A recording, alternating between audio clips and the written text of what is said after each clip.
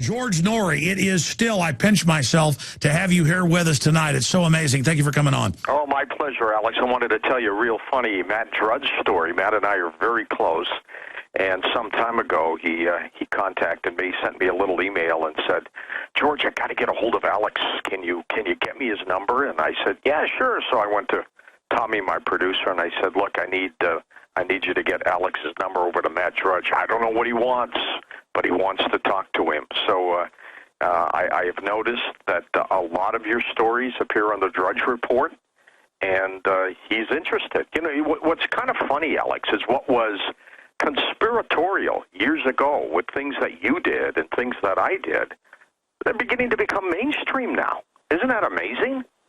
Yeah, thanks to you. I mean, I'm not groveling. I only give credit where it's due. We were already growing, would have broken out, had some success, but I'm telling you, you were the nitrous oxide. You know, in the Road Warrior where they got the cars going 200, but then Humongous turns it on nitrous oxide and goes, boom! It's like George Noory was boom, and then Matt Drudge, boom, just like really sending us into the stratosphere. So thank you, my friend, because most people in media are egomaniacs. They're not like you and Drudge who really care about the information.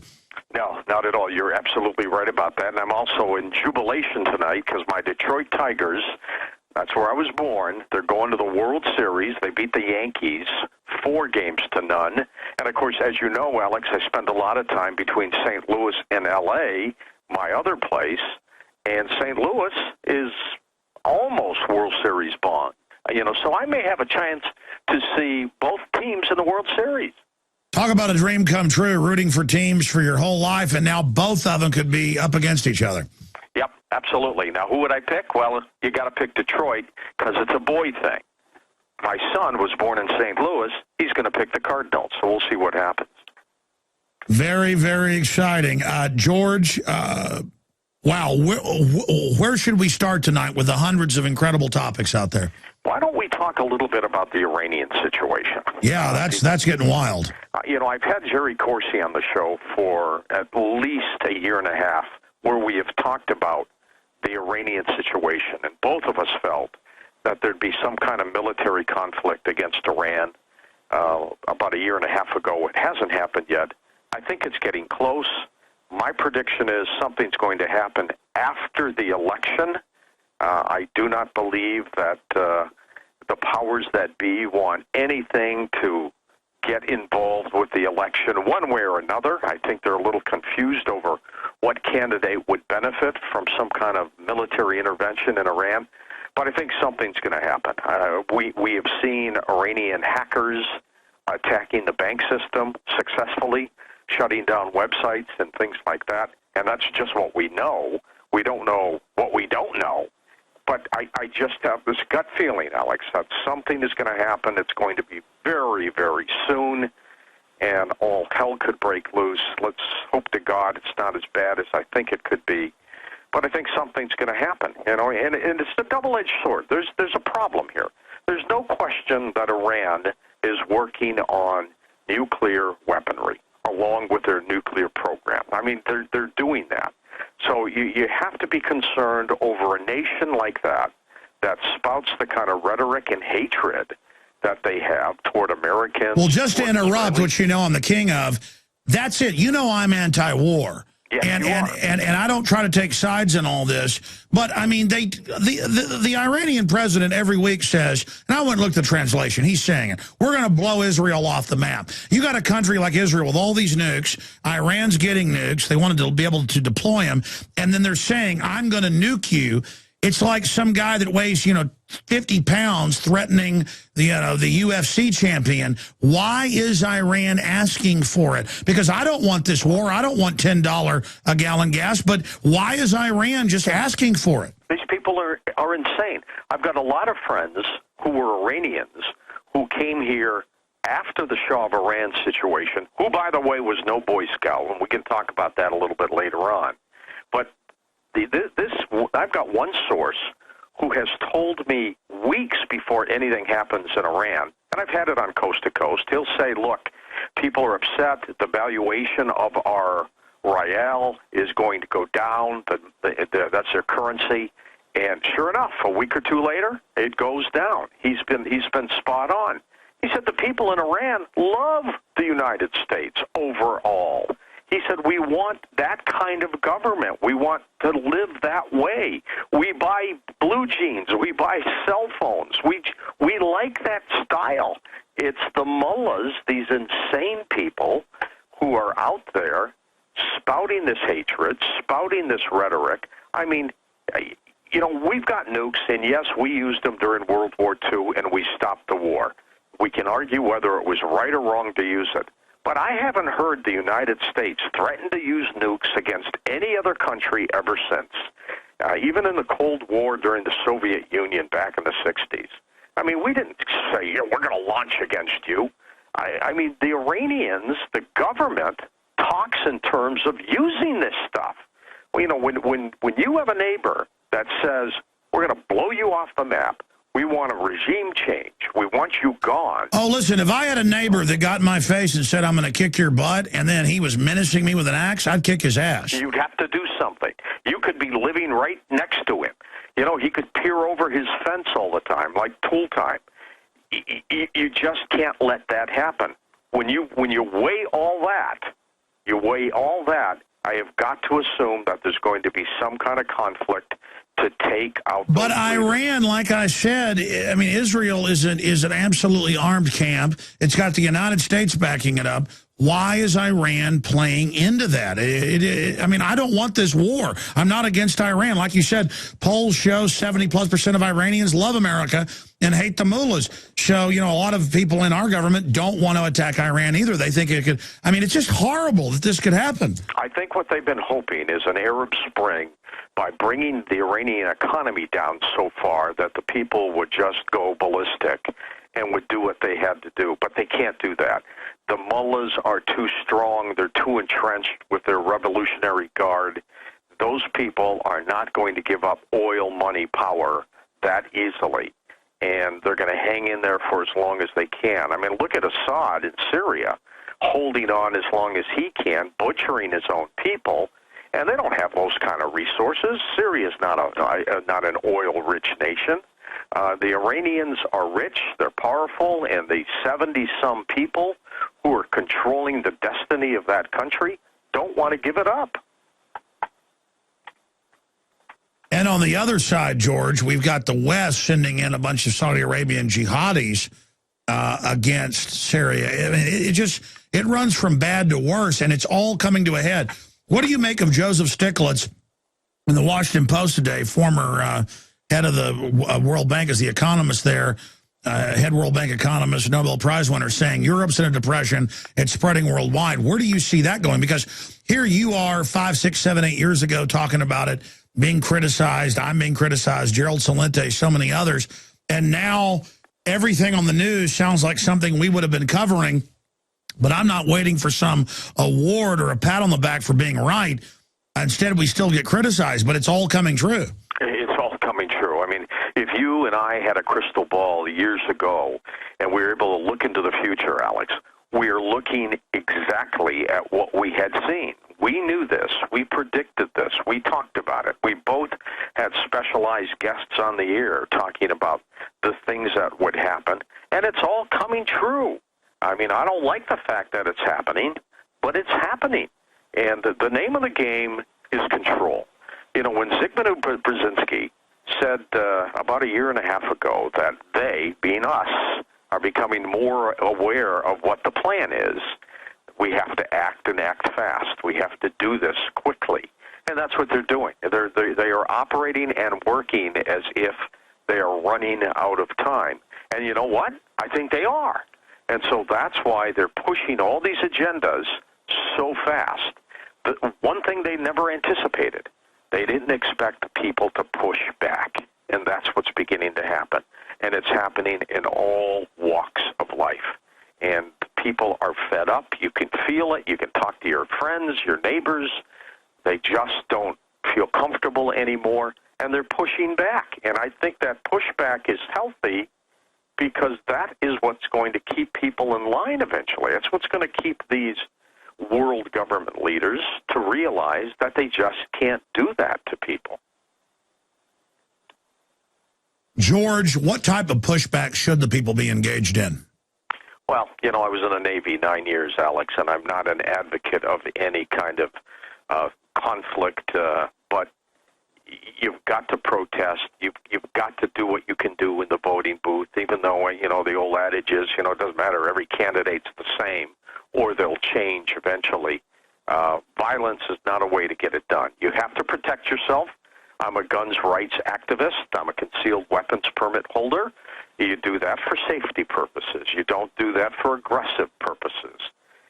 But you've just got to continue to tell your friends, tell your family members what is going on, and hopefully that this mission that we've all been on for these years will continue to grow. I mean, years ago, people didn't believe us when we talked about things like that. They thought we were nuts. They don't think that anymore. I mean, now the camp that we're in is getting bigger and bigger and bigger. But with great power comes great responsibility, and that's what's so frustrating, is trying to figure out all the angles when even the power structure isn't in control. It's an amazing thing to see, but I've studied, as you have, other countries, and whether it was the Nazis or the Communist Chinese or the Russians or Pol Pot or any of them, fascist, communist, authoritarian, doesn't matter, all basically the same thing, different flavors of the same thing, the same end result, total tyranny, a bunch of crooks taking control. The fact that our founders did put that Second Amendment in there, it slows down the riots, it slows down the corruption, it's a checkmate against tyranny. That is such a bulwark, even in a collapse, basically like bulkhead doors or floodgates. The term, I guess, would be, what do you call it, firewalls. That Second Amendment is just so important, and it's such a wild card.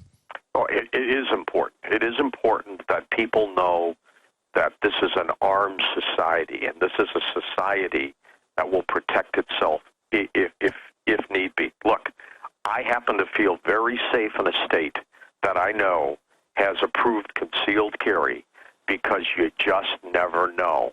But if you're in a state like Illinois, for example, where you can't carry, you know what? If I was a criminal, I'd say 9 out of 10 times I'm going to come up to someone and they're not going to have a gun. They're not going to have a gun legally because they're law-abiding people. I'm going to rob them. I'm going to do whatever I have to do. That's why crime is so bad in those states. You know, the FBI released statistics today that for the first time in 20 years, crime has gone up. What's happening to this society, Alex? We're going into a controlled depression. What do you expect to happen, George, from all the different guests and experts you talk to in the next 6 months to a year? Well, if you listen to people like Gerald Celente, and he's been on your program as well as mine, you know, we're at the cusp of collapse. I'm not sure it's that bad. I still think that these fiat money people are going to prop up this economy for several years. We're going to get hit with some downturns, but they're going to keep printing money. The problem, Alex, is eventually your kids and my kids or my grandchildren, they're going to pay the piper. That's where it's going to be bad. It's going to be bad 5, 10, 15 years out from now. We may get by over the next couple years with these ups and these downs. I mean, if gasoline prices ever get back to anything that was respectable, you know, auto sales will pick up even higher than they've been going lately. But I'm more concerned about the future of your kids, the future of mine, and what's going to happen to them. You know, it's like a race. You know, when you're in a 4-person race and you're in a team and you hand the baton off to the guy when you come around the circle and he runs, you want to give him a pretty darn good head start, because that'll help ensure some victory. Well, we're not passing the baton off to our people, to our young people. We're not giving them that head start anymore, Alex. If anything, we're giving them laps and laps behind the leaders. And they're not going to have that opportunity that you and I have had over these years. You know, my son got a degree in criminal justice. He was not able to use it in that chosen field. He ended up working as a casino host in St. Louis. He got transferred to Vegas. He didn't like it. He felt that they bait and switched him. He moved back to St. Louis. I'm helping him out there. You know, people are looking for work. I get emails every day from listeners. Every day. Can you help me with this? Can you help me with that? Can you do this for can you find me a job? I mean, it's amazing what's going on in society. One of the things I'm going to do, because I think it's gotten so bad out there, is I'm working on a project which I cannot announce yet, but I will with you when the time comes. And I'm going to set up a foundation and help our coast-to-coast listeners who are financially stressed. The show has been very good to me, and I'm going to set this up at the time that we start rolling along with this project that I'll announce hopefully within 30 days. And if any coast-to-coast listeners or even InfoWar listeners are in serious trouble and they need some money for utilities and things like that, we're going to help them out. I did that with our book sales, and we didn't give out a lot of money because we didn't get a lot of requests. But I think we're at a point now where people need help, and we're going to do it. It's the honor system. I'm going to have my producer Tom handle it for me. And you know what? We could get burned once in a while with someone who just wants to put a few $100 in their pocket, but so be it. It's well worth the chance. Well, that's what it's all about. We've got to be all in. And George, you told me about some of your plans. They're just simply amazing. But this is a planned implosion. And if we don't try to take care of each other, if we don't promote people that promote liberty, if we don't stand up for what we believe in, we're going to lose it all. Because the ruling class is so disconnected from reality. I want to give the number out because in about 3 to 4 minutes, we're going to go to a quick news report and then come back. For folks that want to call into the show and talk to the great George Noory here during this 48-hour special transmission, the number to join us on air is 877-789-ALEX. That's our own little studio line, different than the regular radio show.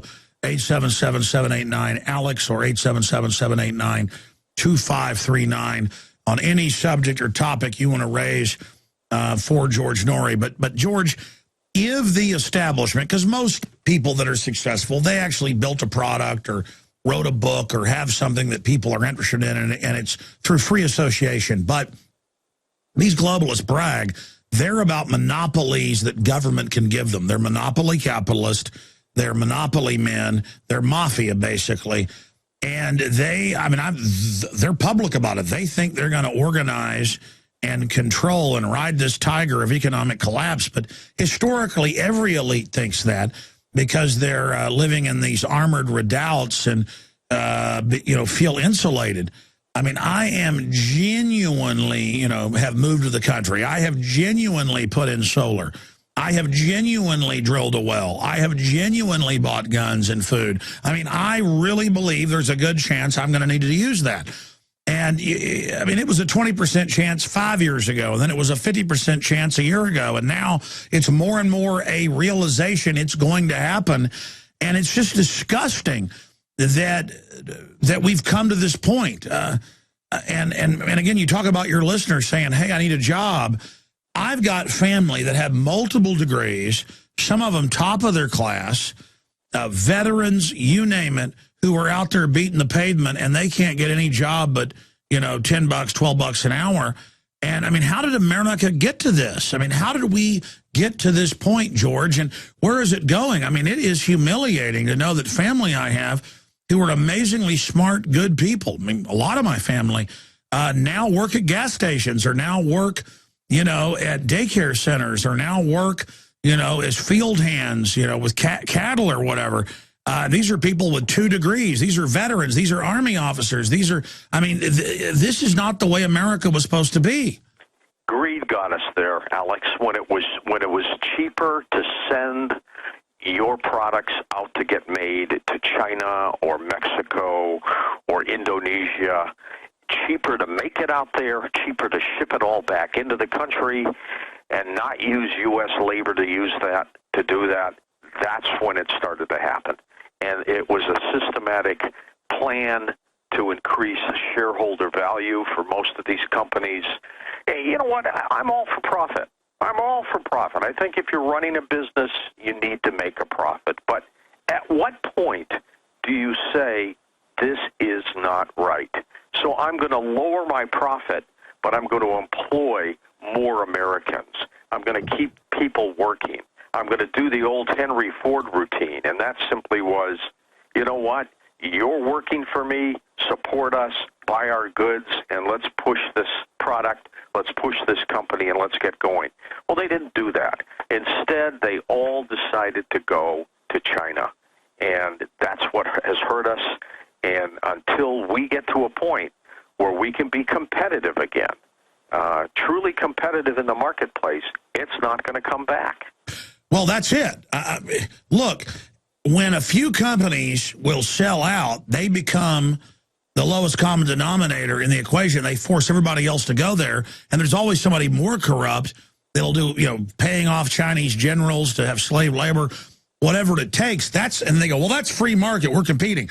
It's not free market when the Chinese have their kids tied up on lamp poles outside the factory and their suicide nets, and they're doing forced abortions inside the factory, as mainstream news has reported. This is science fiction dehumanization we're dealing with a bunch of corporations battling for market share and control like it's a military operation, and that's what's done this to us. Would you slit your daughter's throat if it made you, all-powerful in a particular industry?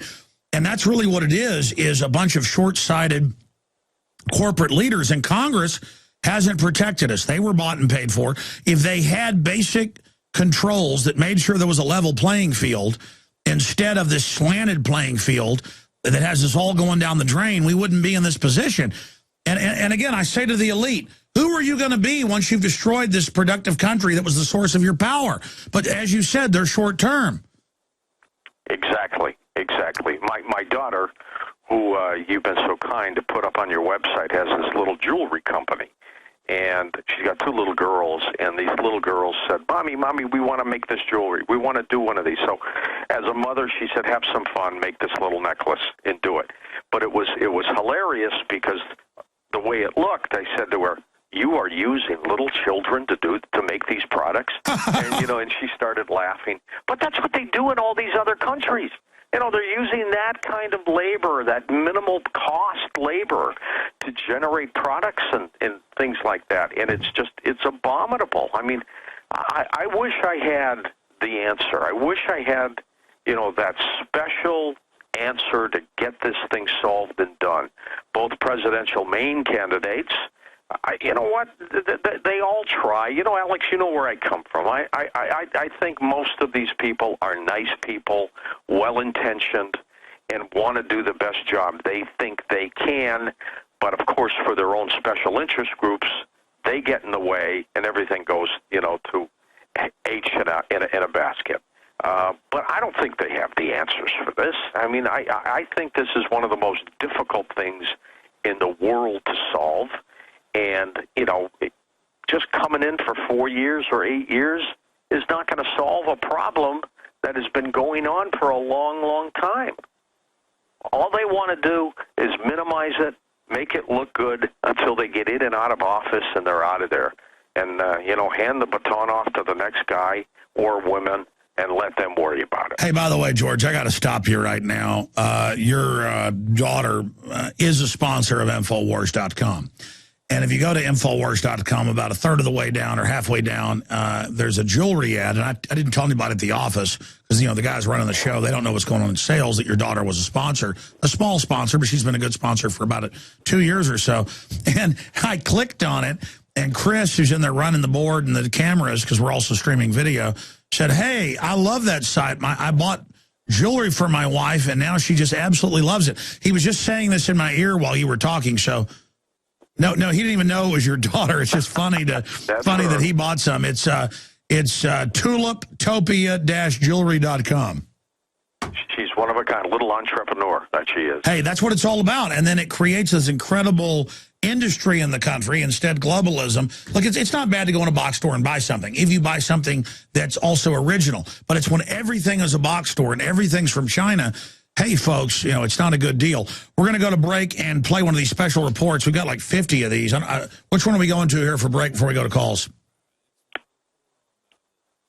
Okay, it's John Baum with his report on mass shootings. We're going to get to that with John Baum. Just happens to be the guy in there running the board. And then we're going to come back in just a few minutes with George Noory and your phone calls.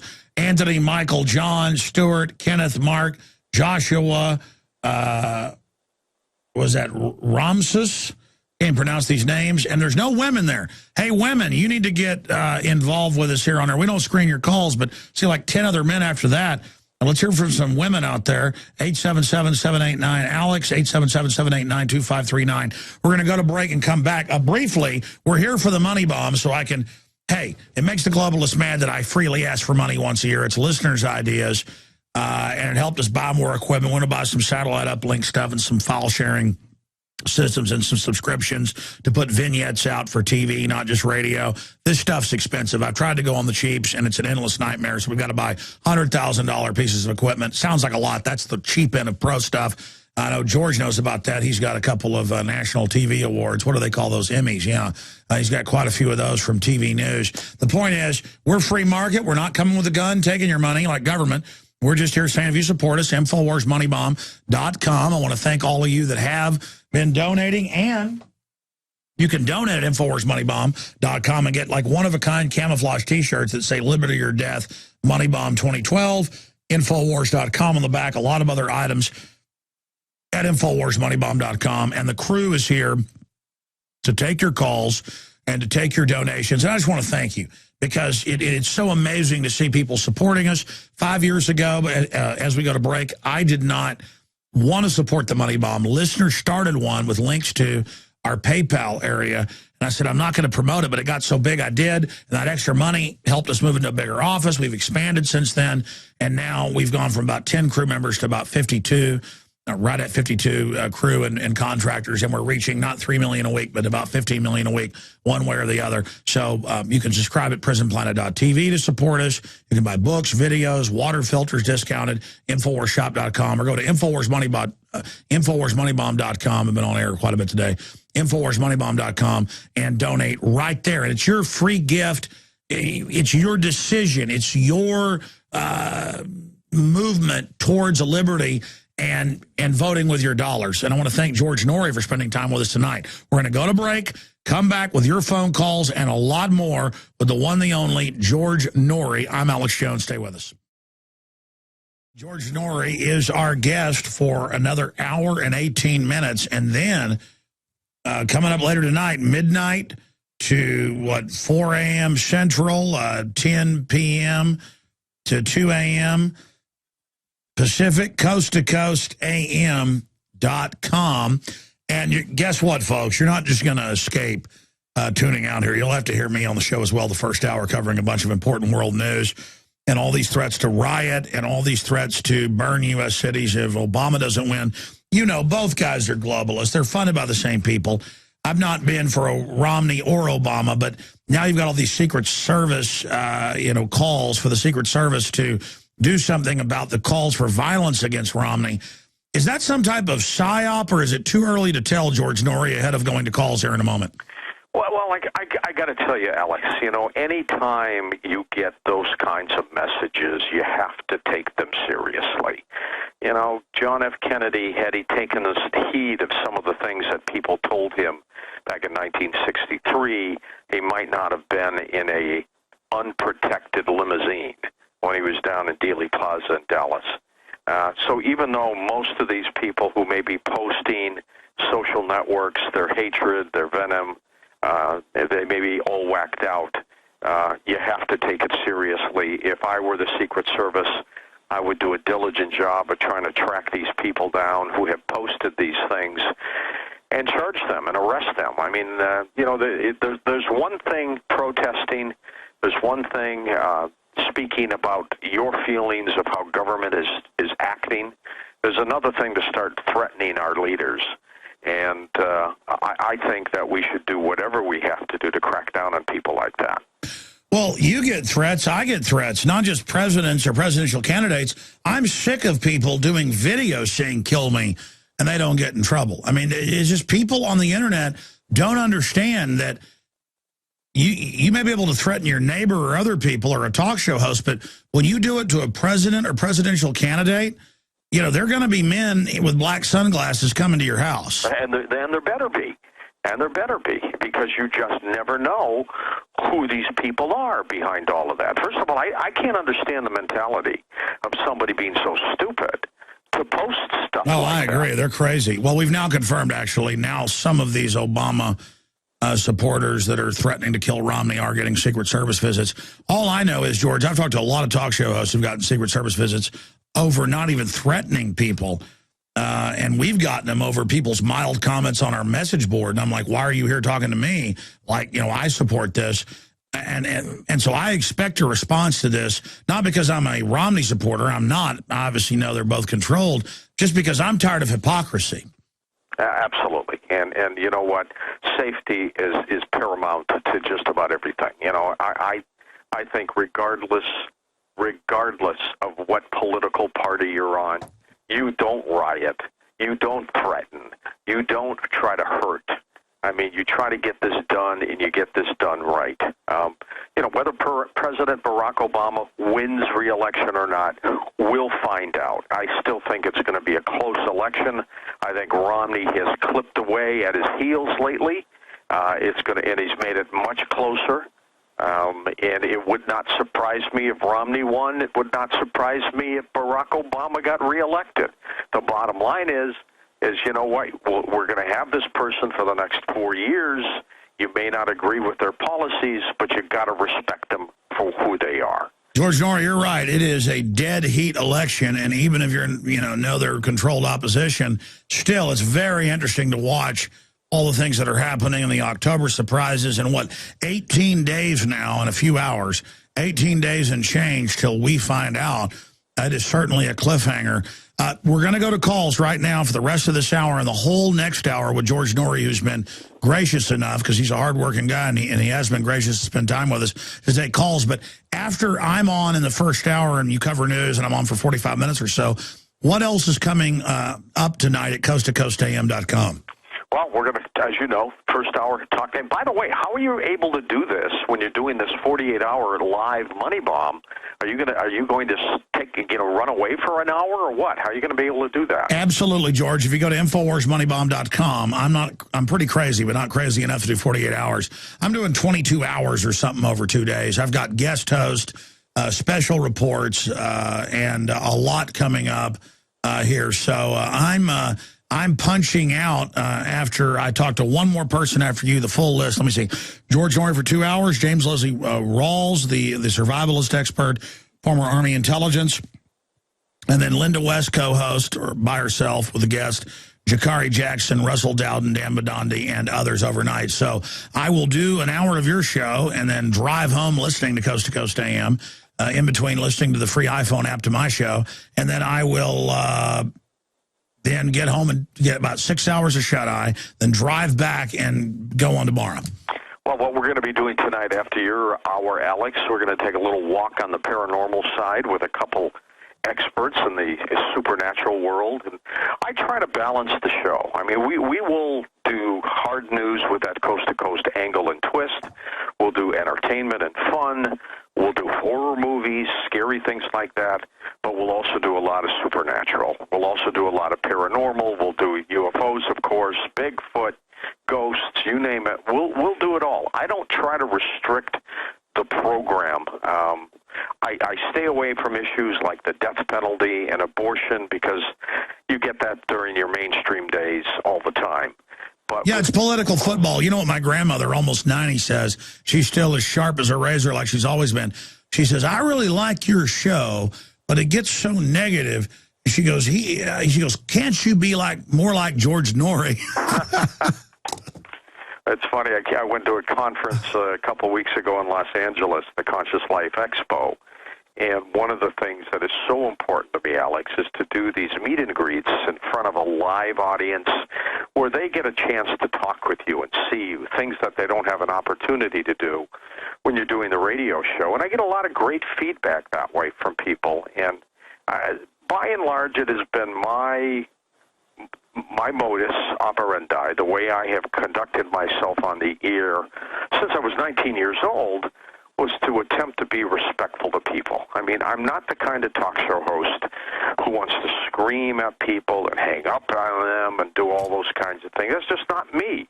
I'd rather respect somebody for who they are, give them their time. Some calls go on longer than others because of, how good they are. But, by and large, I'm going to give everybody their chance.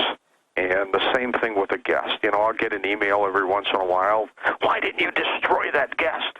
That's not the intent of the show. The show is to let the guest talk about their view, whether you agree with it or not, whether it's preposterous or not. It's not for me to, pick holes with the person. I could do that day in and day out. And so the program has evolved, and it's gotten very, very successful. As you've said, it's now the second largest talk show in the country, in North America, in terms of affiliate size. If we had the available audience that the daytimers have, we'd be eating them up like crazy. But I know this has been said. And we're going to go to calls. I promise, folks. I'm going to stop hogging George. And I'm not in some competition with Rush Limbaugh. I just know you personally, like your show better. It's always very thought-provoking. What if you did a coast-to-coast daytime show? My goodness, if you are almost eclipsing Limbaugh with 10% of the audience overnight, so you have like 50% of the market share. During regular hours when everybody's awake, there's no doubt you dominate if a syndicator got behind you. Well, we've got the great syndicator with our network. And in terms of would it work, coast to coast, I've always thought of it, Alex, as a nighttime show, a show where people gather around the radio campfire to listen to these stories and let their minds, just do all their mysteries. I have turned down a lot of money from some of the networks that want to put a camera in my studio, and I think that kills the theater of the mind. Coast to coast is allowing somebody, whether they're in bed or driving in their truck or wherever they may be at night, to just let their minds wander. And, I don't want to kill the image. Oh, I'm not a cowardly person, but when you're talking with some guest about whatever, I've caught myself driving home from work, as I listen, many times every week, actually looking back behind me in the car. I did that last night. I got in the car, and I swear I saw a couple eyes looking in my rear view mirror. It does freak you out sometimes. So the program grows, and, one of the things that we have done on Coast to Coast so successfully, thank God, with our staff, is we capture the lion's share of the available audience that is listening at night, whether it's in Cleveland or Los Angeles or New York or Austin, Texas, where you are. It's huge. I should move to Austin and run for mayor. You should. George, I've seen the numbers. In some cities, you've got 65% of the total radio audience, period. Rock, blues, Christian, AM, FM. I couldn't imagine being in cities and having 60% of the audience. That is, I'm not kissing your butt. It's just phenomenal that you're such a humanitarian, such a real guy, and here with us right now. Let's take a few calls so I can say I took calls in the first hour. Let's go to Anthony in New York City. You're on the air. Hi, Alex Jones. I'm very excited to talk to you right now, and I promise I'll make this a really good call. I got 4 little points here. Go ahead. All right. Well, first off, I got a job in Brooklyn, so I've been taking the subway into the Atlantic Terminal in Brooklyn. It's a very popular subway station that goes to the LIR, and there's been TSA there every day on the subway at the Dean Street entrance. And if it's not the TSA, it'll be police. But Did they find Al-Qaeda in your underwear? No, actually, I've only really seen them maybe look at one person, to be honest. They kind of just stand there and BS, and they don't really even look very... yeah, they're there to acclimate people. What's your other points, bro? Okay, so, I also made an app for the Android phone that's absolutely free for 9/11 Truth. There's videos stored on the app, so you don't need the internet connection. And I'm making it for the iPhone. It's going to be coming out real soon. It's just called 9/11. That's exciting. Let me just say something. We're going to have open phones later. We don't screen calls, but, bro, do you have a question for George Noory? Oh, yeah, I just want to ask, I guess, really, what would you guys recommend as far as, other than the InfoWars magazine, what pamphlets do you guys think would be the best for, I guess, on the subway and just people at work that are we sell the magazine at cost. That's why it's great. People really appreciate print. George is an author. George, tell us about your latest book. Well, I've got some books out there, but, it's great to know that he's, I wish I had that kind of creativity to develop my own app or something like that. I've got to have a staff do that, Alex. That's awesome. I've done radio all my life and I've done television, but man, I'm learning the computer world quickly. In my old days on doing talk shows, we'd come in with magazine clippings and newspaper articles, and we'd have them scattered all over the place. Now you can sit down and prep your show at your computer and print up all your stories and your information and your research, and you're done. I've got a computer next to me in the studio when I'm on the air, and somebody might mention the name of somebody, and, sure enough, you can just do a quick little search. It pops up, and you could have an answer before they're even done with their question. It's the technology is truly amazing. Unfortunately, when a solar flare hits us, down goes the grid, and we're all screwed. You're right. Well said. George, give out any other websites other than Coast to Coast AM. What are some of the other sites we should visit? I'm going to give you a great site in about 30 days, Alex. I can't say anything about it right now, but I really would love for your listeners and your viewers to go to coasttocoastam.com, where they can become Coast Insiders for about 15 cents a day. We've kept that at a nominal cost. But they get downloads, past programs, and special things like that. No, it's invaluable. I've got a subscription. I've had a subscription for about 10 years, even before you had me on the show. That way I can download it to my MP3 or iPad and listen when and where I want. And I listen when I'm on the treadmill. Let's take a few more calls before we go to break, then one more hour with George Noory, the radio legend here with us, because I love Art Bell. Art Bell is a master, and I love him.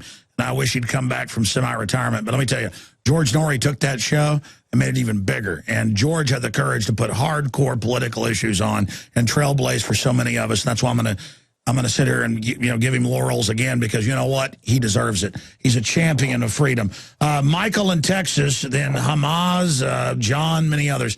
Go ahead, Michael. You're on the air. Yes. Can you hear me, Alex? Yes, I can. Go ahead. You can, Michael. Yes. I have a suggestion that as far as fighting the New World Order, and I wanted to hear both of your responses to it. I was in the United States Army. I served in Iraq from the end of 2004 to the beginning of 2005. And just recently I actually found out about all of this sometime back towards January of this year, and it actually kind of pissed me off finding out that I fought in Iraq and knowing, that all of this was actually kind of set up by our government. But then I came up with a suggestion, but I need to kind of preface it. So please forgive me, but I'll try to make it as quick as possible with some of my studies I did. I was studying 10 different languages, and this led me to try to also study psychology to try to enhance my learning time, so that I would learn them much quicker than because I wanted to try to learn 10 languages before I died. And, I'm still only fluent in English, but I have picked up quite a bit in Portuguese and also in That's Spanish. fantastic. But, what's the question? Well, it's a suggestion, but I'm prefacing it. I'm sorry, forgive me. This studying led me to understanding brainwashing, and how brainwashing is pretty much impossible to undo once it is done. Well, it's linguistic. So, it's linguistic programming. Well, but the thing is the reason why my suggestion is actually dealing with the brainwashing of America and trying to undo it. And I think that my suggestion is more on the lines of how we can try to start schools to teach the opposite almost of what a lot of people have been taught, because they're trying to take children when they're younger. But also, I heard recently about the Lakota nationhood declaring independence in 2007, which is kind of exciting because they're doing it all legally. And so I wanted to know as far as also supporting this new nation that's just starting, and maybe this is some means by which we can kind of, put a wedge in the door, put our foot in the door, and try to open up a gateway to fighting the New World Order. No, I hear you. It's a very complex thing you've brought up, a lot of different issues here. But sounds like you're studying different linguistic things. George, you have any comments on what he was getting into? Well, he never came up with a question for us, but let me react to some of the great things that he has been talking about, because he's spot on. I mean, this new world order that is out there is not new. It has been around for a long, long time. And, you know, those people who are so bored, Alex, with what they have, their houses, their toys, their cars, their trips, they have decided that the next game is to manipulate and control people. And that's what drives them. That's what they enjoy. Somewhat sadistic, I might add, and that's what they want to do. The problem is, as I mentioned earlier in your program, we are now aware of it. And now they're trying to figure out, gosh, how are we going to win now? And that's where the big push is going to come. It's time once again for our annual Money Bomb, our 48-hour broadcast to raise $1 million for our operation. But for our donators, we do have special gifts. With a donation of $365, you get the limited edition InfoWars Money Bomb t-shirt. With a donation of $500, you get not only the t-shirt, but also 5 DVDs. And with a donation of $1,000, you get the t-shirt, the DVDs, and the limited edition InfoWars Money Bomb Bullhorn, pre-recorded with a special message from Alex himself. Now be aware that your contributions do not have to be limited to donations. The InfoWars shop will be up and operating the full 48 hours. But the action isn't limited to InfoWarsMoneyBomb.com. Stop by eBay for these great gifts, such as the InfoWars Sledgehammer, broken in and signed by Alex himself. Oh, yeah, New World Order. The InfoWars coming for you. As well as these other great tools. And the granddaddy of all auction prizes, the Norman microphone that Alex has used in his broadcast daily for the past several years.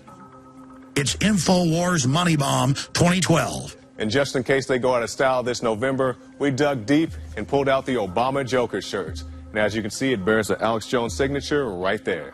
The InfoWars Money Bomb launches this Thursday, October 18th, and runs for 48 hours. Click on the links at the bottom of the screen to navigate you where you need to go. I'm Jakari Jackson, and if you are watching this transmission, you are the Resistance.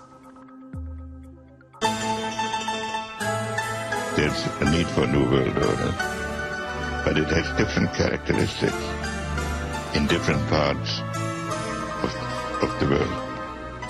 Live from Austin, Texas, broadcasting worldwide, it's Alex Jones.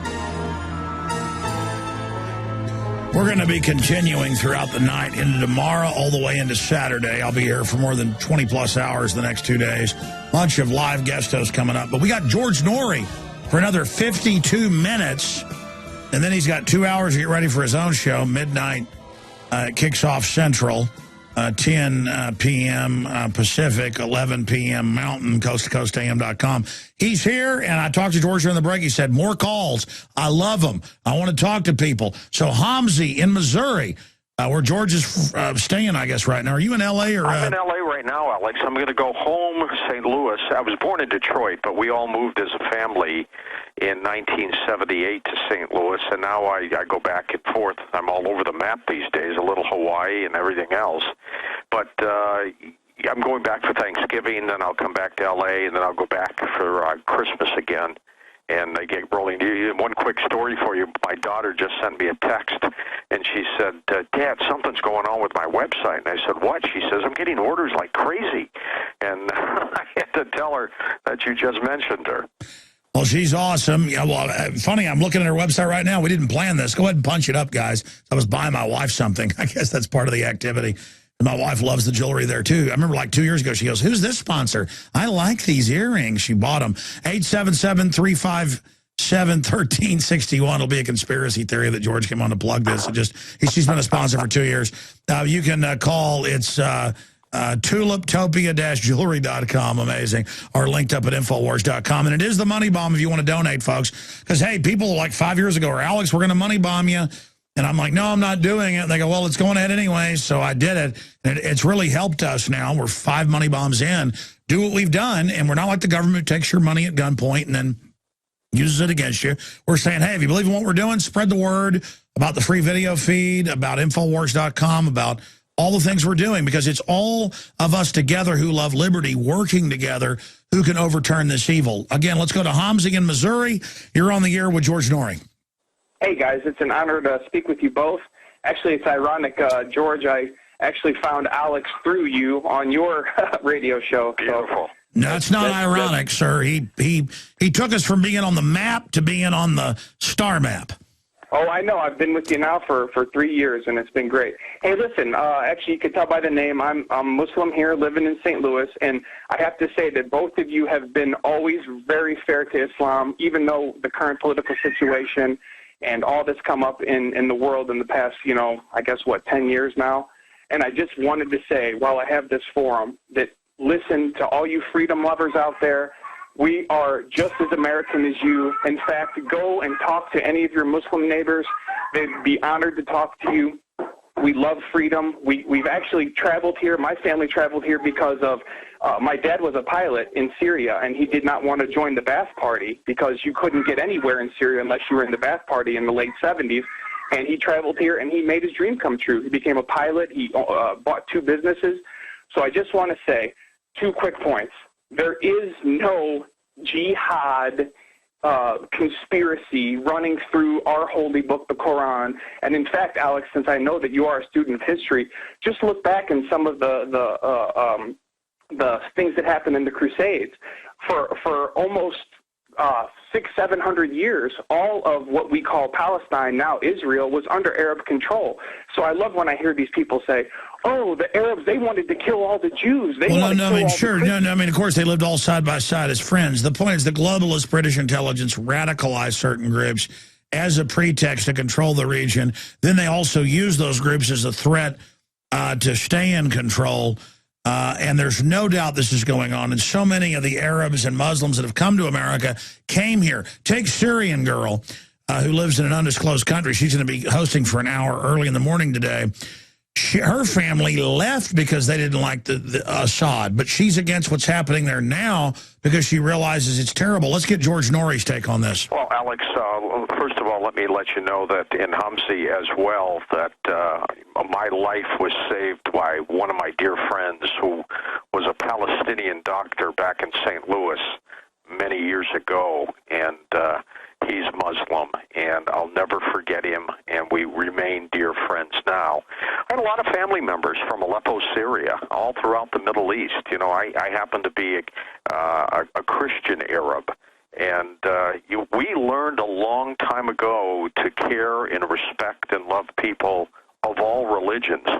Bottom line is, we're all believing in the same God. How we get there, we have our own different ways, but we all care about the same thing. And I learned that at a very young age. I was raised as a Catholic and ultimately just went into more spirituality, not organized religion at all. And you're absolutely right. There are so many, and I'm talking about millions and hundreds of millions of people of the Islamic faith who are dedicated, heartwarming, warm, loving people. We've got fanatics on every spectrum. Islam, Christianity, you name it, we've got fanatics out there who would do harm to everybody. Those are the bad apples in the bucket. But by and large, I think people, Alex and Hamzi, on this planet are good, hardworking, dedicated people. And I will always believe that until the day I die. Well said, Hamzi. Thank you for the call, and God bless you. Let's talk to John in Florida. You're on the air with George Noory. Go ahead. Oh, yeah, I have a question. All right, John, what do you got? What is his views on the NDAA?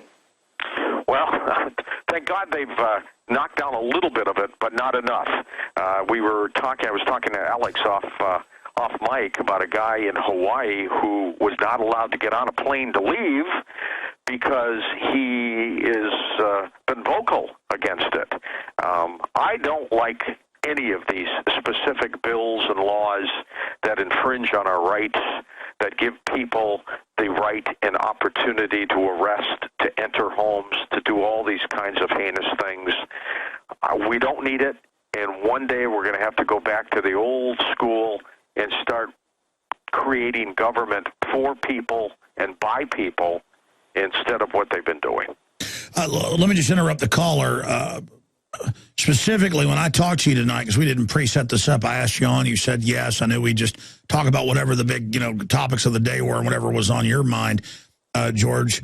But you said, hey, I want to talk about that story about the prepper not allowed to fly because he was, had talked bad about the NDAA. I mean, this is happening to Congress people now. I mean, this is really the essence of an authoritarian system. So you'd brought that up, and I appreciate the caller's point. Thank you, John. But elaborate on your concern specifically with this, George. I am concerned that government is infringing in our life, Alex, in every possible way.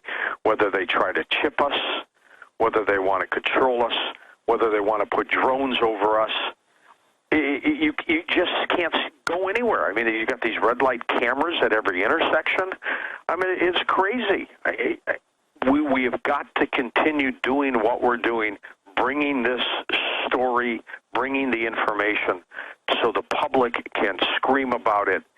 And then one day, I think legislators are going to wake up and say, this has got to go. We need 1 million Ron Pauls in political office right now. 1 million of them. We need them in the Senate. We need them in Congress. We need them working for government. We need people like that who care about other people and their rights. And we got to get to that position. I agree with you. It's that simple. People say, hey, turn things around. Or I know they call you and say, George, fix this or that. Hey, folks, you've got the power. When you move, nothing can stop you. I mean, whether you're for marijuana decriminalization or not, the fact that for 20 years people realize, at least I do, that it's a fraud, close to 20 states have said decriminalize it. People didn't like the 55-mile-an-hour speed limit. No matter what the feds wanted, it's gone up to 80 now in Texas. But there's better examples. In 1800, 2% of the public in the North was against slavery, and less than that in the South. 65 years later, slavery was being outlawed. When the people know something is right, nothing can stop them. 20 years ago, you couldn't find organic food in the stores, but people started demanding it, and now it's supplanting all the garbage. You go to the store, and the ketchup says organic or non-GMO. I mean, look, when we vote with our dollars, it changes the world. We've just got to be smart. Like George was saying, stop buying nothing but Chinese slave goods. Start buying American. And none of us are perfect. All of us are going to, do some. The point is just try a little. And if all of us do a little something, it moves mountains. George, comments on that. Well, it does.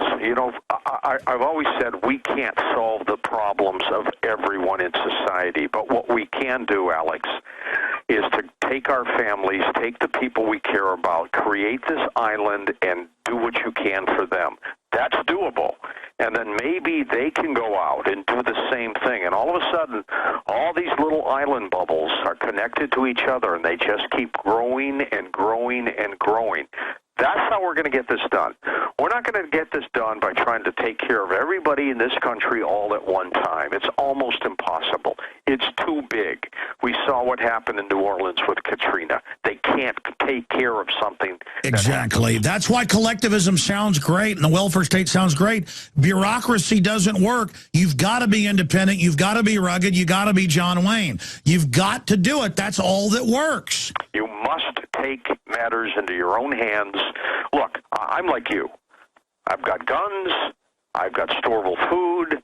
I've got all these things set aside. I may never use them, ever, but I have them if I have to use them. Because it makes you independent. If you didn't have them, you wouldn't be truly independent. That's People exactly say, right. You're living in fear, Alex, having guns and storable food and water filters. No, you don't get it. I'm living empowered and in charge. So make this island for the people you care about. Whether you've got a family of one, which is just you, or 10 people, just do what you can for them and do as much as you can for them. And then hopefully they'll branch out and your neighbors will branch out. And I'm telling you, Alex, one day it'll work. One day so many of these bubble islands will be connected all over the place that people will say, you know what? We've now taken care of 100,000 people. It's called entrepreneurial basic common sense, but instead the system wants to shut down farms, shut down gardens and yards, shut down people selling eggs, shut down Amish, shut down garage sales, shut down Little League bake sales, shut down lemonade. It is clear what's happening. We're being domesticated, And it is absolutely wrong. And look, I don't get partisan because I know the globalists control both major parties at the top. There's some good people in both parties and some good supporters in both. But I think Obama, if he does lose, you have to chalk it up to one thing. And that's the you didn't build that. I know you're nonpartisan, George, as well. But, I mean, the idea, watching my dad build dental offices and work 18 hours a day. I barely saw him when I was a kid, sometimes when he was working. You know, getting up at 3 a.m. to go, you know, take care of a crisis. Myself running an operation, knowing what it takes. It was a fundamental insult to be told I didn't build this. Well, this is his biggest problem, and this is what I think he did wrong. And this is coming from the perspective of a newsman who's been in this business a long, long time. Look, he was handed a horrible economy from the former administration. He tried to solve everything too fast, whether it was this Obamacare program or, you know, giving more money to companies to bail them out, helping out Wall Street. He just tried to go too fast. Look, the mandate we gave him coming out of the Bush administration, the fact that an African-American, a dedicated, hardworking, strong-minded senator with his, I think, incredible charisma. He had an 86% approval rating. Could get elected at that point was amazing to me. And he had an incredible mandate. People loved him. He went too fast. He should have slowed down. First thing I would have said if I were him, folks, I'm in the worst situation I could ever be in, and you're in it with me, and we're going to do this slowly and methodically from Afghanistan to Iraq to all this, and we're going to fix all these problems. But instead, he tried to make everybody happy, and he jumped in, and he when you run down a hill, you're going to stumble and fall. And that's what happened to him. And now he's paying that price. He may get reelected. There's a lot of people who still like him, and they're holding on. He's eroded some of his mandate from 4 years ago. But the bottom line is, again, he just tried to do too much for too many people, and it didn't work. And that could cost him the election. But, George, every night when you finish your show, you didn't do that show. I mean, Obama said you didn't build that. I mean, it just shows a real disconnect. And, again, I don't even like Mitt Romney. It's a very scary prospect to see this. I'm hogging you here. We got loaded phone lines, Keith, Mark, Joshua, Ramses, Michael, Thomas, and many, many others that are holding. And I want to just race through calls here in a moment, 877-789-ALEX. We're going to open the phones up for just a second more to take some more in for people. But, George, just because it's the parable of our times, and because I happen to know some of the inside baseball, because I live here in Austin and have friends that are been around Lance Armstrong and been friends with his wife and his former wife and others, I knew all this stuff about Armstrong a long time ago, but didn't talk about it because sports isn't my issue, and I'm not going to get in the middle of it. Right. And I'm not happy to see him falling like this. But I happen to also know it's coming out that the sport knew he was cheating and basically let him because they knew how big a draw it was. So they're now burning him kind of like Martha Stewart. I'm not defending him. He's a mean egomaniac, very ruthless, you know, not a humanitarian. I mean, very cold to little people. I don't like that. You know, I mean, I'm not trying to run him under here. I've never really talked about it. But what is your take on the fall of Lance Armstrong and all the things he did? Because it's sad, but also it's kind of a good parable. The elite can fall like that as well. They're not invincible either. Look, the mighty fall, Alex. You know, they get too high up. They seem to forget how they got to where they did, and it comes caving in. I mean, over the last couple days, look at all the endorsement sponsors who have jumped off his bandwagon. I mean, he's lost the potential of $30 million. It's a lot of money. His foundation is crumbling. He screwed up. He screwed up. Now he's got to preserve himself and his own dignity and move on. What more can you say? You know, people like Bernie Madoff, look what they did. They screwed up. You know, this guy's going to be in jail until the day he dies. People just don't think. Oh, yeah, let me tell you, the way Armstrong's falling, I'm sure the feds are going to try to go after him for statements he made. I think Lance Armstrong's going to be lucky if he didn't end up in prison. Yeah, you're absolutely right. I mean, something will happen. Some prosecutor will go after him, and that'll be it for him. I mean, what more can we say? Well, I'm not defending Armstrong, but, it's come out in the news that he got positive tests over and over again, and the system... See, why does the system let somebody do this, and then after they're not the hot commodity, blow them away? It's just crazy. The system wants winners. That's what they're all based on. And, everybody knew what was going on. They just turned their heads, and they just let it happen. Those days are gone. Nowadays, I think you see, there was a politician. There was a cartoon once. I'll always remember it. This politician didn't get reelected, and he was being interviewed by a reporter. And the reporter said, "So what happened?" He said, "I screwed up on a slow news day." That's it. And that's and the bottom line is, you just have to be careful. You can't do stupid things. Well, I think, it is a parable to everything that nobody's going to get away with anything wrong they've done. I think that term God-fearing, I've now finally figured out what that means. It's just that instinctive thing that if I do bad stuff, it's not that I'm even a bad guy and want to get away with something bad. If I even look at somebody doing something bad, not that I'm some angel, but my heart's right, I go, ooh, man, that person's, just seeing people do wrong gets me upset. And it's not because I'm some wimp who can't handle, I'm tough, I do bad stuff. I realize everything you do comes back on you. It sure does. I'm going to tell you a little personal thing that I do. I'm too well known to screw up on some things. And, when I'm not working, when I go out, I'd like to sit back, have a nice little dinner, enjoy Merlot, a little red wine. It's good for your heart. You get to be my age, you need every benefit you can get. And I don't drink to excess at all. But if you're out with friends and you have a couple glasses of wine or three, you don't know how that affects you. I went out and bought a little breathalyzer, and I keep it in my car. And, after my night's done, I'll go out there and I'll blow into this sucker. And if it reads .08 for some stupid reason, I don't drive. I go back in. I settle it down, or it comes in. I will not. You go in and have a cup of coffee and hang out for an hour. That's right. I will not drive that way. They can get you for making a wrong turn or something like that, but I'm not going to get caught that way. Life is too short and too important. I agree. That's what it all comes down to. Wow, man, amazing. George Noory's our guest. Let's just go to calls. I'm going to shut up now. I'm hogging him. We got like 15 phone calls to get to. Keith in California, you're on the air. Go ahead. How you guys doing? Good, sir. Welcome. I got a question and a comment after, if I could. My question is,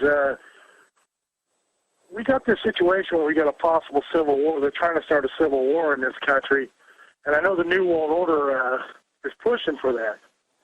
What I'm asking is, what would be the benefit? I understand they can be in a police state, but they don't have places like Russia and things that are rats. So wouldn't that be a prime opportunity for Russia to invade us while we're divided? George? It would be a prime opportunity for anybody to invade while we're divided. I wouldn't be too concerned, Keith, about Russia. I would be more concerned about China. They have a long-term plan. They've got their eyes set on Taiwan. They might have their eyes set on Japan, for all I know. That's right. I hate to interrupt, but what is Romney, I'm not bashing him, but what is he doing going after Russia when Russia can barely keep its lights on and China has 98% of the rare earth minerals, taking over everything? Buying their way into the hearts of every other country. And they're doing it in a very systematic, brilliant way, and we need to be careful about that. Very, very careful about that. I don't think the New World Order wants to directly have civil war. I think what the New World Order wants is a divided country. And, they don't want everybody running around with guns, shooting people and things like that. But they want chaos. And, with chaos comes the ability to influence. And, we have seen what has happened over the years just in this country. If you keep people on edge, Alex, you and I used to talk about that cockamamie color-coded system. Oh, yeah, which they admitted was done. I hated it. Yeah. It was a way to keep people on edge, condition orange, condition this, that. And finally, they did away with it primarily because I think we screamed about it all the time. But they love to control that way. You control people by keeping them on edge. By the way, you and others were proven right because you covered it constantly. some said to the point of excess, but you were right. Because Governor Ridge came out and admitted, oh, we had that to scare people, and we would issue that every time we were getting bad poll numbers. I mean, that was all confirmed, George. You were confirmed to be right that was an absolute fraud. Yeah, absolutely. I mean, and they have studied human nature. They probably know all about the Pied Piper syndrome and how that works, and that's how they manipulate people. Let's move quick now. Mark in Oregon, you're on the air. Go ahead. Hey, good evening, Alex and George. Hey, Mark. Hey, spoken with both of you gentlemen before, and it's always a pleasure. I really appreciate it, as we all do, all of your worthy work. Well, we appreciate you, buddy. You're kidding. It's an honor to talk to you. Thank you, brother. Alex, I just have two quick answer questions for George, and maybe one comment, short comment if there's time. But sure. First I wanted to mention, appreciate it. First I wanted to mention to you, in the next, 40 hours or so that's left in the money bomb, that if 50,000 people, which is just really a pretty small fraction of your listening audience, each gave $20, and $20, most people can still afford that, that would be $1 million. Well, that's what's amazing is that we now get conservatively over 1 million visitors to Infowars.com and PrisonPlanet.com a day. When Drudge linked to us the last 4 or 5 days, one day we had 3 million visitors. That's not hits. That's real visitors. I mean, I've been on George's show before when we hit the Zeitgeist. It was like 10 or 11 million one day. Usually it's about 1 million. But the point is that, yeah, that tiny fraction buys a book or clicks on a sponsor. I mean, it's just crazy that we've got this giant audience, and I'm here pathetically begging for money. And when we've got $100,000 in, we'll probably get $500,000 in if people donate. But yeah, it's that idea of government takes it from you, that's okay. But when somebody asks for it, it's like, oh, I don't know, I don't have to give that to you. It's crazy. Very ironic, Alex, because your objective is to do good, and it's there's a lot of good people in government, but the people at the top that set the policy, they have very bad objectives for us. So it's kind of like an effect that many or most of us don't mind contributing to if we really knew the extent of it, we've just been brainwashed, because I think most people do know the government's very inefficient, and a lot of money goes overseas in wars and such. Well, people don't know how much power they have with little actions. Everybody expects some Herculean figure to fix it all overnight. Wars are won by lots of little actions. What's your question for George? George, you had mentioned earlier that you do a lot of flying, and I knew that. I follow your great program very regularly. And I was just curious, unless you fly a corporate jet or fly in your own private airplane, what experience do you have to go through at airport TSA security? What have been your experiences in that, just briefly? And I can mention the other question very quickly, or we can go one at a time. Let's go one at a time. And Mark, I traveled just like everybody else. I'll go coach, and I'll go through the screeners, and I'll go through the detectors, and I'll put my little my little shampoo and toothpaste in a little 1-quart plastic bag and let it go through the conveyor belt, and I'll take my shoes off and my belt and all that other stuff. I've gotten it down to a science now. It's a royal pain in the butt, but I get in and I get out and I'm gone. The ironic thing is, many times, because of the Ancient Aliens television show that I've been on, the TSA person will recognize me, and they'll stop me and want to talk about Coast to Coast or the Ancient Aliens television show, and then we've got this line of people behind me trying to get through. That causes a problem. So I tell the guy, look, if you want to talk to me, let me through first, and we'll do that. But I do that. I don't take any private jets or anything like that. Everything I do is through commercial airlines. You have so many fans that I guess you're just a likable guy anyway, George. That's what I figured. Yeah, George is, and let me tell you, it's not an act. He's really a classy guy. So many people that don't even have 1/10 the reach of George are arrogant, crazy people, and it's part of this, the sign of the times that society to a great extent has gotten very sick, but there's still just giant masses of good people. Now, real fast, you had one more question or comment. Yes, sir, Alex. I just wanted to comment on what you said, George, about Obama inheriting, a bad economy, about him basically trying to do too much too quickly. And I'll be honest with you, George, it's just something to think on, but I just want to suggest it to you, and I think Alex would certainly agree with me. He's exposed it in detail, but basically he's just picking up the power baton, whether Republican or Democrat.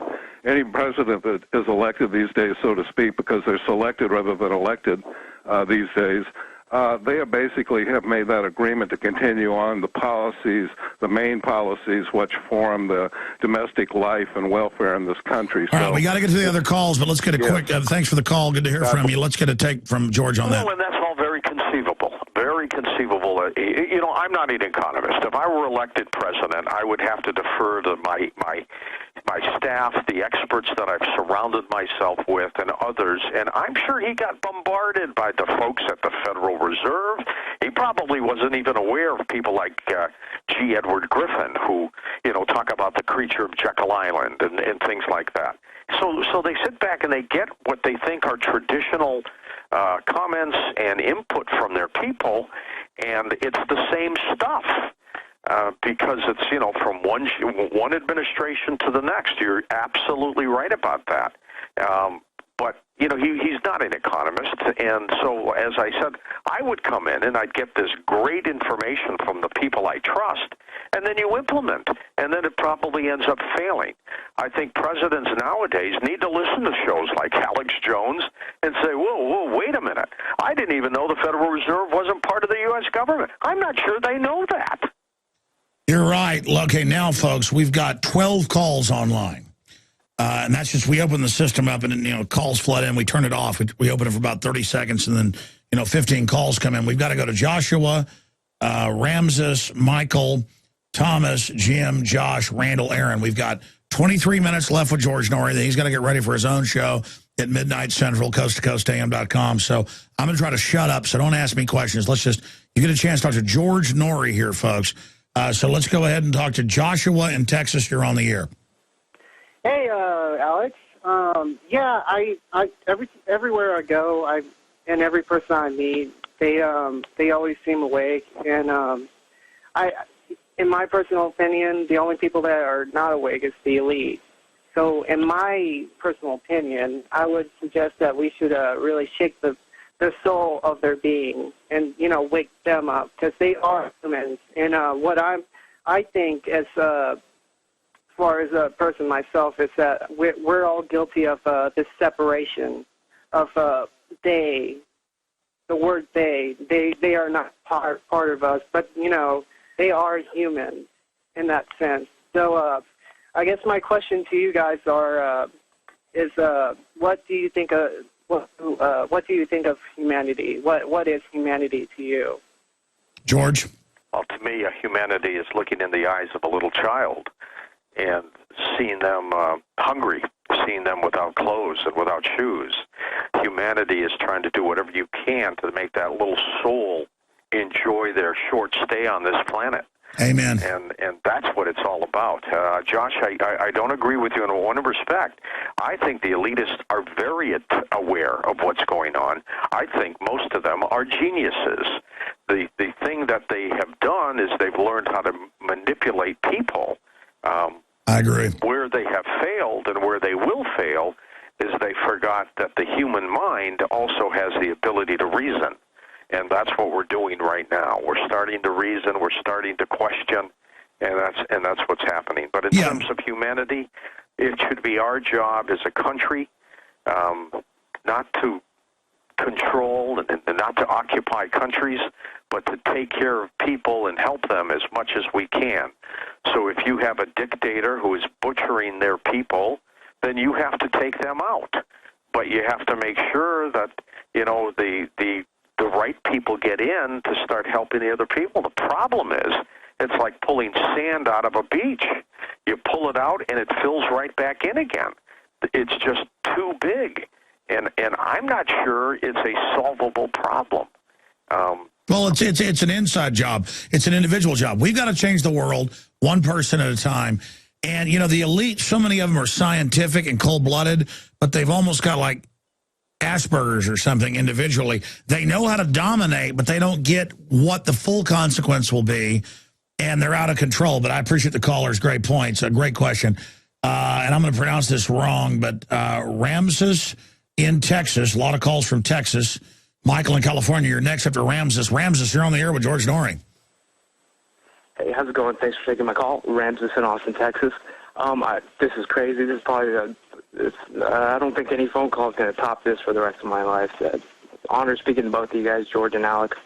I just want to say that both of you guys are like the Chael Sonnens of radio, and by that I mean that you're both the people's champion, and you're the underdogs that keep fighting. So thanks for that. Real quick, I just have one question. I don't have any hard, concrete data or any studies in front of me, but I think I'm not going out on a limb by saying that a large, significant portion of both of your listening audiences smoke marijuana. I'm sure you both noticed. So my question to each of you is simply, why do you think that is? And also, Alex, where can I get the best steak in Austin? Let me throw this out. I'm not sure they all smoke marijuana, but I will tell you, I think they support the legalization of marijuana, both at the home and private level and for medicinal purposes to use for people who can't take prescription pain pills, overwhelmingly so. But in terms of, hard data, who uses and who doesn't, who knows? Well, roughly half the country in studies use it. So obviously we do have audiences that smoke pot. I personally am not a big marijuana guy. I'm a Merlot guy like George. Red wine, that's my ticket. But I mean, here's an example. My dad took 200 of these to East Texas, where my dad's family's from, and gave them to local ranchers. And he was back there a few weeks ago, and they're like, we like Alex in his new magazine. We listened to it on a local AM station. But he's promoting marijuana. Now, people know most hemp, it has no THC. It has incredible health properties. That's been proven in so many studies. It's miraculous. They thought a hemp ad on the back for hemp shampoo and hemp pills, they thought I was like selling marijuana in my magazine. So there's a lot of ignorance out there. So yeah, I don't use it, but I'm for decriminalization, because you make it illegal, it jacks up the price, and the criminals just make more money. Yep, absolutely. Back in St. Louis, when I was doing my Nighthawk show, Alex, I did a whole hour on the hempmobile out there, and this guy had developed a car that ran on hemp oil as fuel. And it was an amazing thing. There's just so many things you can do with that. I don't know how many people knew at the time when hemp was truly legal in the United States and was used primarily for paper a long time ago. And shirts. It was better than cotton. Hearst, who owned many acres of forestry, said, we got to get rid of that so we can knock down trees, and I'll make money making paper and, in other goods. That's right. And there's always, remember the old adage, who benefits? Look at that with anything that happens in life, anything that happens. And the chances are you may get exactly the answer you're looking for. Well, George, as usual, you're on target. It's amazing that people think hemp that has no THC in it is marijuana, and we're the only country in the world where even North Korea, you can grow it as a crop. George Washington grew it. You cannot grow hemp for industrial use here in the U.S.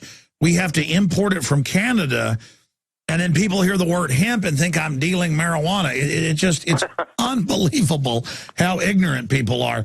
Thanks you, Ramses. Let's talk to Michael. We got to move really fast now. Michael in California, go ahead.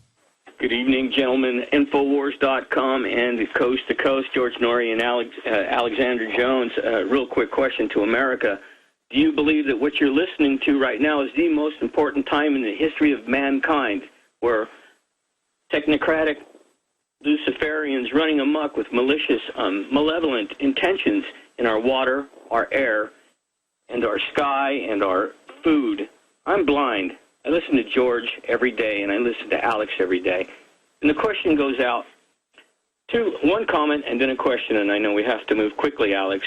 One, do you realize how important and what you're going to be in the almanacs of history, both of you gentlemen? And number two, I've had somebody with me taking pictures of what they call the young Marines in California. They're training right in front of the farmers market with dress rifles, and they have their brochures that explain it's a great thing for young children, ages whatever to teens. No, they just announced today the new federal FEMA Corps of young kids. Yeah, it's incredibly creepy. And it's not only is that, writing on the coat tails of your last comment, the children, do you realize, George and Alex, how sincerely appreciative we are as parents? Oh, man. You guys are considering our children and not your wallets. And that's why I will donate and continue to have my subscriptions to both Coast to Coast and Infowars.com. I'm completely broke, and I don't care. No, listen. People, I don't care. Well, listen, sir, people that aren't broke are the ones that should be supporting and donating. But you have to understand, for George, because I know George is a really good guy. I kind of know his heart, because I've talked to him for now almost 10 years on air and met him in person quite a few times. When we hear somebody telling us how great we are, instead of our egos getting big, because we're not about that, it's like, oh, man, I better do a really good job. These people are counting on me. It's almost freaking us out. We're just like you, brother. We love freedom. We want our kids to be free, our grandkids that are coming to be free. It comes down to that. But, yes, they are trying to take every authoritarian system they've got and put it into the kids. And God bless you. I appreciate your call. George, comments.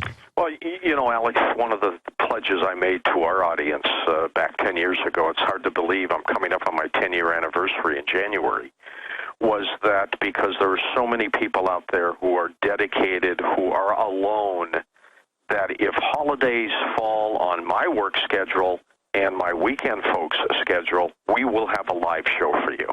There's not going to be a canned program on that day, a day that may be one of the loneliest days for an individual.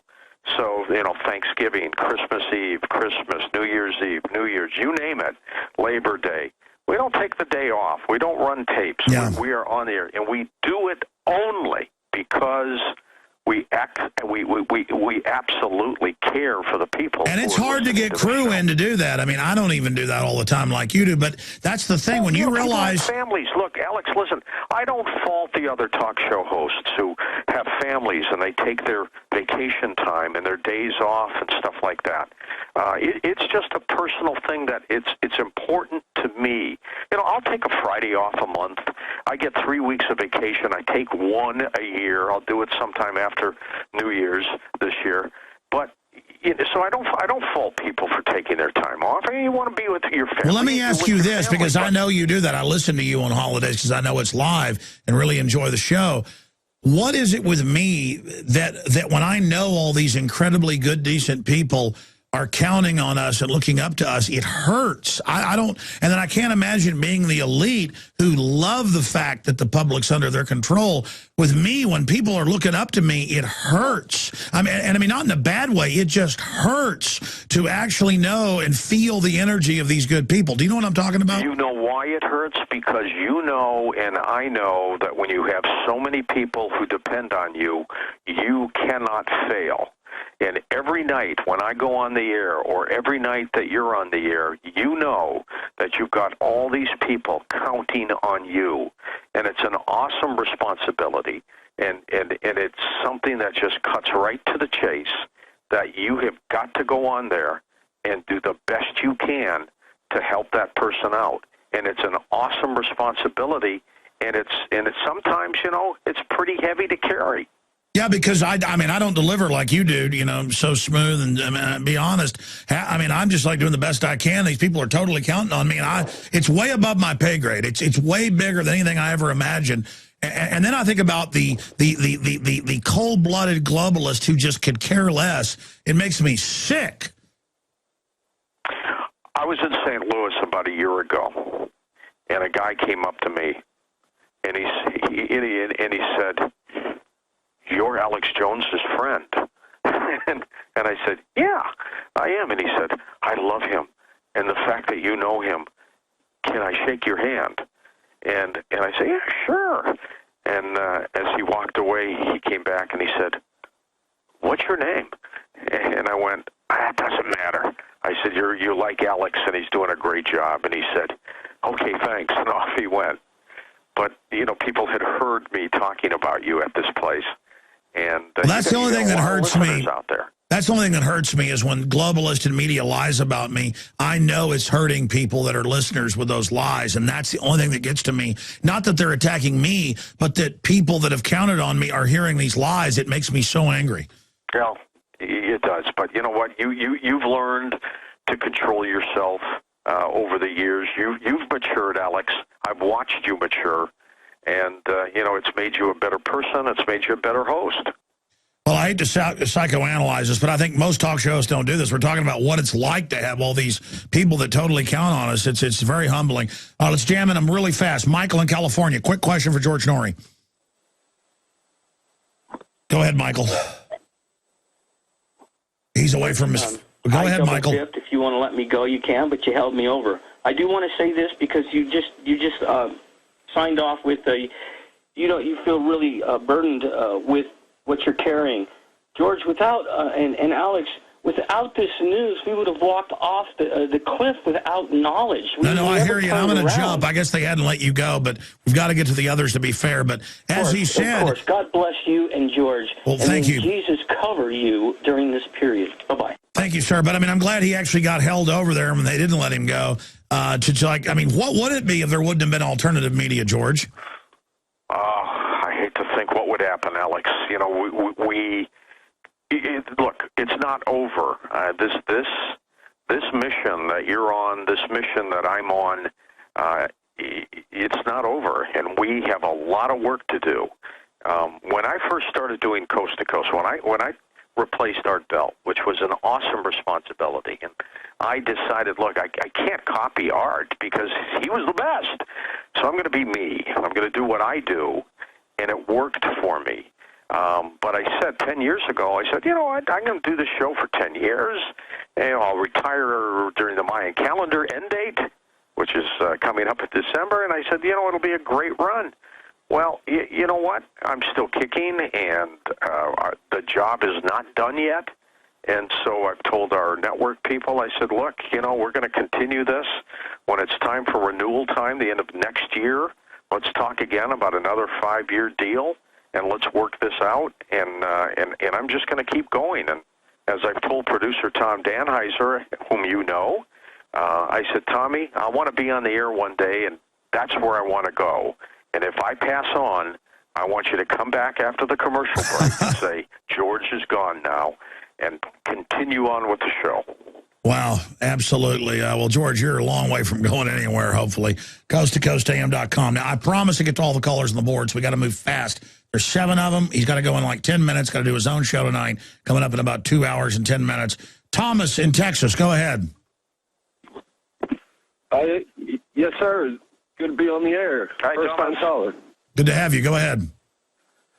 Yeah, well, just wanted to talk to George Noory about what does he think the whole, I guess, end game, or how, well, what is his theory on where all this is leading?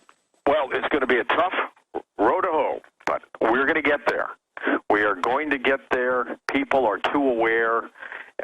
As bumpy as it's going to be, I always tell people this is a roller coaster. Hold on, don't fall out, and let's get to the end of the ride, and let's do it together. Let's climb the mountaintop together. Alex, there is no fun climbing a mountain and you're at the top all by yourself. So it's our job, our responsibility to bring everybody along with us, and I think we can do that. I think this mission that we've all been on is growing, and people are becoming more aware. It's obvious. You can tell just by looking at where you've been over the last 10 years. Look how it's grown. And you said that, like, and I was on your show 9 years ago, you said... I did. I predicted it. Absolutely. It is certainly a quest we're all on together, and we've all got a responsibility to be the best, most moral humans we can be. And none of us are perfect, but let's try to be good, and let's try to have courage. Let's go real fast to Jim in New Hampshire. You're on the air with George Noory. Hey, great to talk to you guys tonight. You too, Jimmy. All right, I just have a real quick question. How do you feel about the media when they're not pumping violence into your face, that when they're deciding elections for you? How does that make you feel as individuals? George. And I'll get up. Oh, thank you. Great question, George. I think what people need to do is to take responsibility for their own insight. you got various cable networks and television networks now that are either conservative or liberal. Balance it yourself. Look at that station, listen to that radio show, and say, that's what this person does. That's what they do. This is their views. This is their job. They agree with this side, and make your own decisions. Grab the information, find out who's right, who's wrong, and do some things. I'm not as you know, Alex, I'm not a Republican. I'm not a Democrat. I'm not a Libertarian. I call it the way I see it. And if the president's doing a great job, I'll be one of the first to jump up and down and say that. And if he's not, well, I'll say that too. And I think every individual, wherever you live on this planet, has to do that for yourself. Well said, George Noory. Who's up next here, guys? Josh in Georgia. You're on the air with George Noory. Go ahead. Hey, Alex, first-time caller. Welcome. All right, real quick. Did you see the reaction video for the Gray State trailer? Gray State looks like they're making a great film about a FEMA takeover, but no, I haven't seen their new video. Well, it was they did a contest on Facebook, and I actually won the contest, and I'm in that video. But real quick, John Kennedy said, "Those who make peaceful revolution impossible make violent revolution inevitable." How bad do both of you and George think this is going to get? Well, I'd like to take that briefly. The pen is mightier than the sword. The people we're going to fight if we decided to go out and start pulling triggers are a bunch of brainwashed zombies of the New World Order with families. We need to wake them up. I mean, the Army says 90% of war is now psychological. We have the truth. The globalists have the lies. Before any of us ever talk about violence, we better exhaust the info war. And I'm not talking about George Noory or Alex Jones doing this. We're already doing that. You can talk to a lot of people if you get motivated. So, I just say to all these people that are buying guns and getting ready for war and all this, hey, I got guns too. I got 50 cals, baby.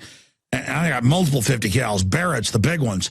And nobody's taking me to a FEMA camp. But you know what? That's like 1% of me. 99% is trying to stop this. And then if it goes to people trying to come take me to a FEMA camp, look out, here comes Godzilla. George Noory. Alex, I'm going to make a prediction on your program right now, and that is that we will one day soon be faced with a worldwide calamity, whether it's going to be coming from outer space in the form of an asteroid strike or a solar flare, or whether it's a man-made created event. But it's going to happen. The bottom line is, how good are we to react to it and to pull ourselves together and survive and make it work for ourselves? That's my prediction. And also, I noticed you're climbing up to almost $98,000 in your initial goal toward $1 million. I wish everybody would get onto your website, Infowars.com, and push you over the $100,000 mark well before you get on the air with me tonight, Alex. George, I know you've got to go and get ready for your own show. Each caller gets 1 minute, and then George has got to go. Thank you, Josh. Randall in Missouri, you're on the air with George Noory. Go ahead. Hi, Alex. I'm a huge, huge fan of you. And I work with a guy, and he has a son that's in the Navy, and he's on a ship that's going to be getting ready to be decommissioned, and he was supposed to be home in October, and they ended up having him not come in until, like, November. And I was wondering your thoughts on, like, a false flag on that ship. I can't remember what the ship's name is. Well, they've had all sorts of, it turned out there was going to be a false flag 5 years ago, to blame it on Iran, and that got stopped because good people in the government blew the whistle. But false flags are real, and or it could be real stuff. Look, let me tell you, they attack Iran. Iran's going to do real stuff. You're not going to need to have false flags. George Noory.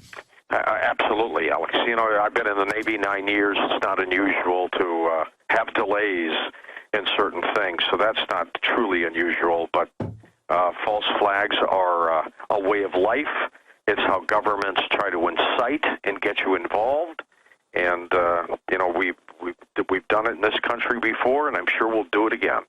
Thank you, Randall. Aaron in Indiana, and we got 2 more calls after that, and George can get ready for his own show in 2 hours. Go ahead, Aaron in Indiana. Hello, Alex and George. I really appreciate both of your work very much. So, more or less, I just wanted to toss out the idea that perhaps during our next set of elections, maybe we can get the alternate parties more of a voice through the Internet and even hold like a mock Internet election, at least as a gesture to interject, more relevant topics. No, I agree. Give media attention, say, to 4 or 5 other parties bringing up other issues. That's a great idea. So that we get more people to actually vote for other candidates other than the 2 stooge system that we have here.